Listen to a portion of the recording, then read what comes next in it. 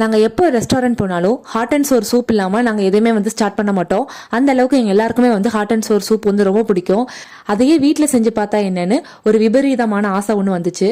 சரி செஞ்சிருவோன்னு சொல்லிட்டு ரெடிமேடாக கிடைக்கக்கூடிய ஹாட் அண்ட் சோர் பவுடர் மட்டும் நான் வாங்கிட்டு வந்தேன். எப்படி பண்ணாலுமே சிக்கன் இல்லாமல் பண்ணால் எப்படி இருக்கும், அதனால கொஞ்சம் சிக்கன் மட்டும் இது பண்ணுறதுக்குனே வந்து நான் தனியாக ஒதுக்கி வச்சுட்டேன். எக்ஸ்ட்ராவாக வந்து கார்ன் தான் ஆட் பண்ணியிருந்தேன். அன்றைக்கி பார்த்து மஷ்ரூம்லாம் இல்லை. ஸோ அதை வாங்கிட்டு வந்து பண்ணுறதுக்கு அந்தளவுக்கு பொறுமை இல்லை. அதனால இருக்கிற பொருளை வச்சே பண்ணிடலான்னு சொல்லிட்டு டக்கு டக்குன்னு பண்ண ஆரம்பிச்சிட்டேன். ஆல்ரெடி நான் ஒரு டைம் வந்து ட்ரை பண்ணியிருக்கேன். அப்பவும் சூப்பராக வந்திருந்தது. அதை நம்பி தான் இந்த வாட்டியும் நான் வந்து இறங்குறேன் களத்தில். வாங்கிட்டு வந்ததே சின்ன பேக் தான், அதனால கொஞ்சம் குவான்டிட்டி தான் பண்ண முடிஞ்சது.